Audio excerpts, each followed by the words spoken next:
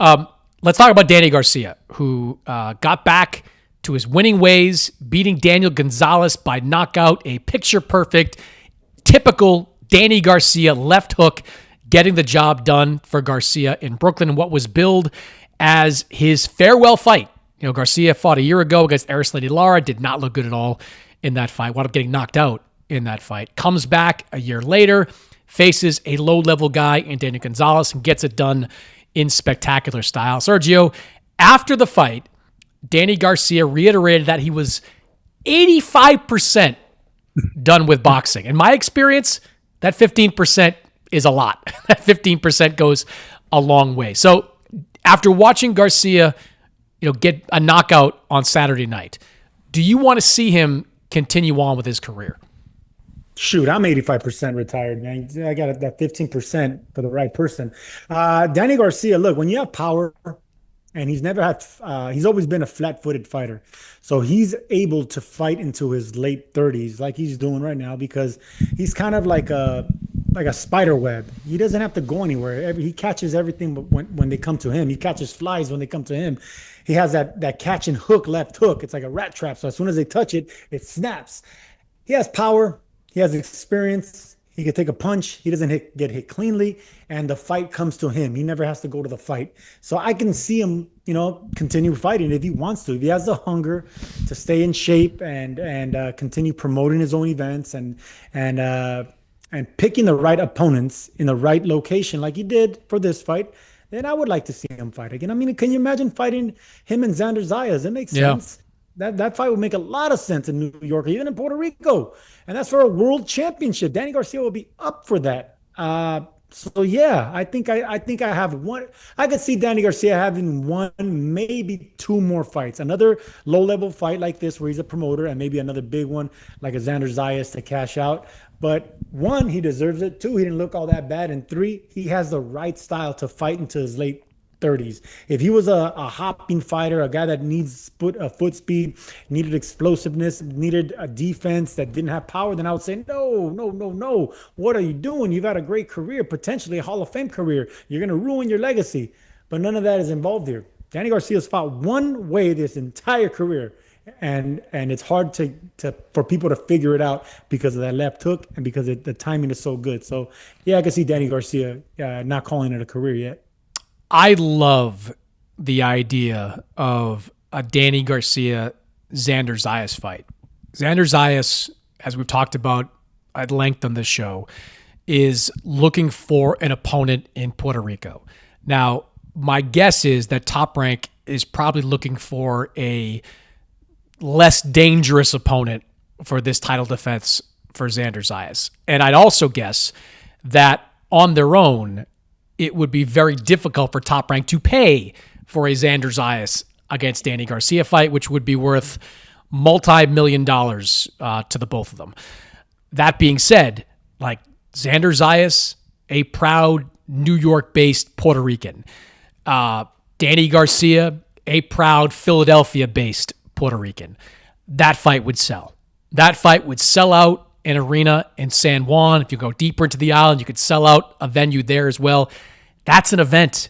That's a big event. And look, if you're Xander Zayas, like you got to believe you can beat Danny Garcia, right? Like this isn't Danny Garcia circa 2015. This is an older version of him that's just one fight removed from looking awful against Arislandi Lara. I mean, I don't think that Xander Zayas is a pound-for-pound guy, at least not at this point. But you got to feel pretty confident you can win that fight, right? So I hope that there are conversations within Top Rank, within Xander Zayas' camp, his manager, Peter Kahn.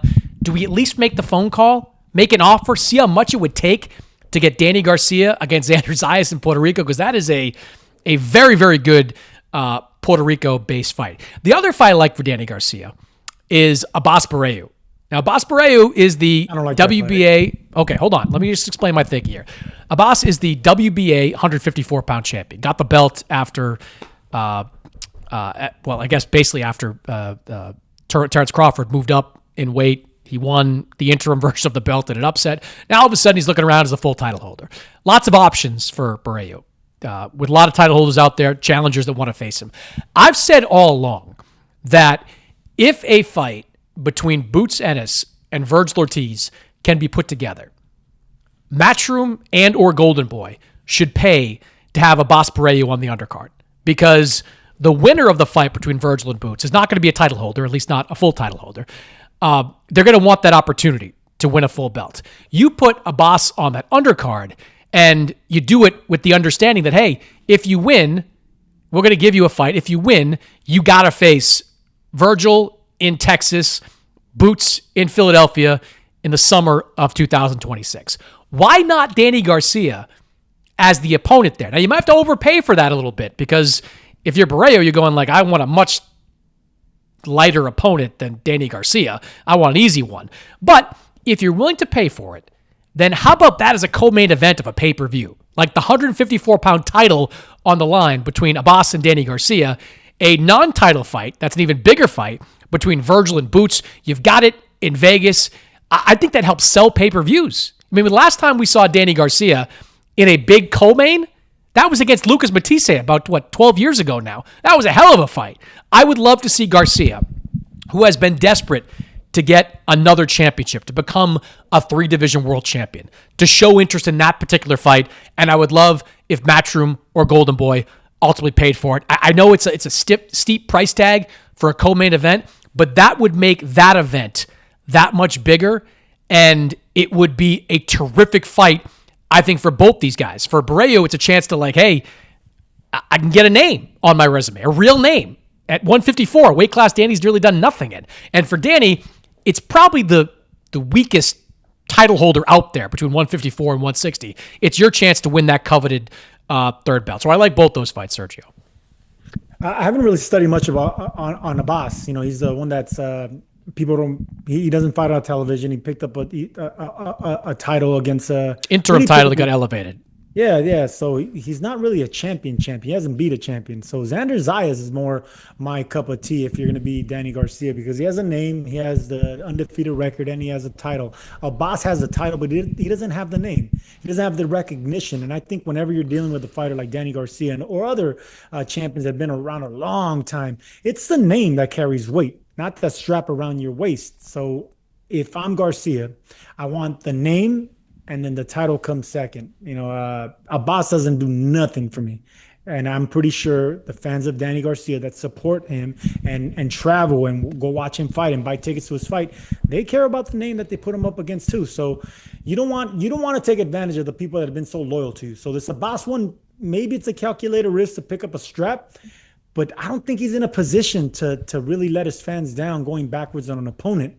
I think he needs a name next if he's going to. Well, no, but he doesn't. Look, if you beat Abbas. See, that's the thing. People aren't going to buy tickets to watch the Abbas fight. That's a co-main event, though. I'm not talking about it being a main event. You're not going to have a problem selling tickets if you got Boots and Virgil.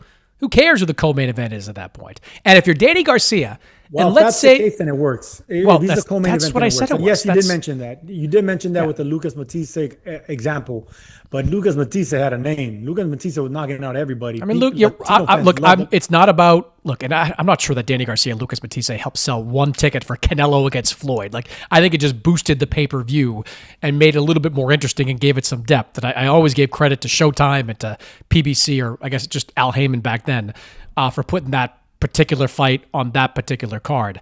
Look, for Danny, there's two ways to win there. Like, one, if you beat Barreu, you all of a sudden are 3-division world champion. Whatever you want to say about the belt, I think it's all stupid. I think you should have to win it in the ring, but he is the official title holder, and if Garcia beats him, he becomes that champion. And then, look around. Your next fight could be that Virgil Ortiz fight, which could have been, I think Virgil did Virgil fight a Danny undercard back in the day? Maybe. Probably. You've got a guy that once was at 147 coming up. You could fight Virgil Ortiz in Texas, or even better, Boots Ennis in Philly. How big is Boots Ennis, Danny Garcia in Philly, Sergio? That's a huge fight. Different generations, and I disagree with you. I just think people people, this new generation, this Boots fan base that really supports him, doesn't care about Danny Garcia. He's been too inactive.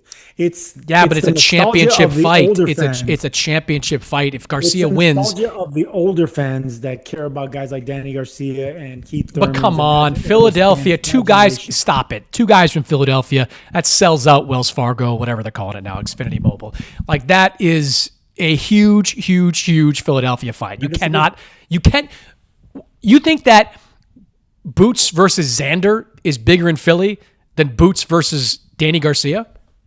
In Philly, no, but overall, That's in the all I'm boxing saying. In Philly, in overall the boxing landscape, Xander's a much bigger fighter. He's young, he's fresh, he's undefeated, he has power, he has a championship. That one makes more sense for a guy in his generation, in his late 20s in Boots.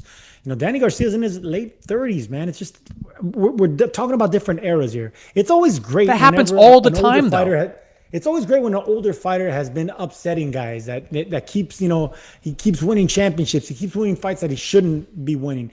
That is great because it carries the old fans to the new generation, and the new generation is forced to adopt them because they've been busy. Danny Garcia hasn't been busy, hasn't been active. People forgot about him. All right, Now's your chance. Now's your chance to get back into the water supply, so to speak. I wish him well. I'm a fan of Danny Garcia. He's not even my generation. I'm a generation before him.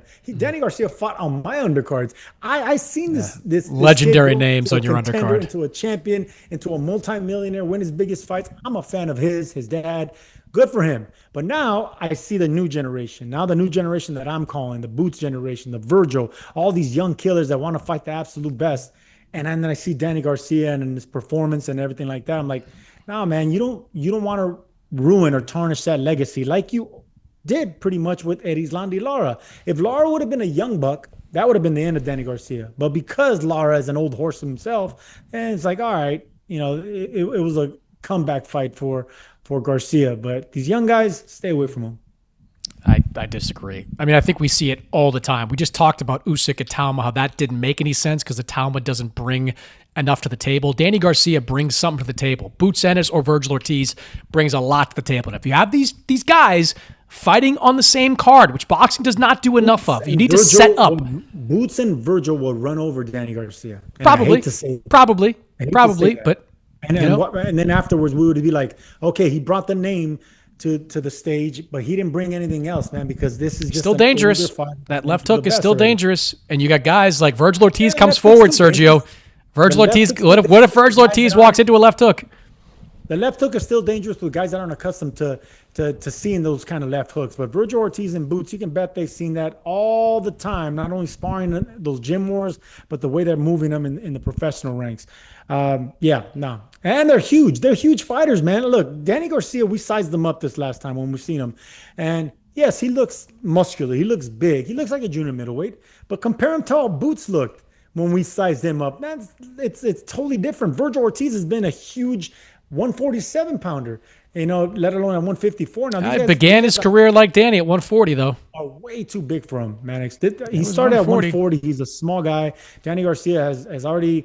Virgil started his career at 140. Virgil, I'm saying. Virgil was at 140 for a long time, or a decent amount of time anyway. Yeah, well, I don't know. I disagree, man. Power and size is too much. Youth, power, size, way too much for a 37-year-old Danny Garcia.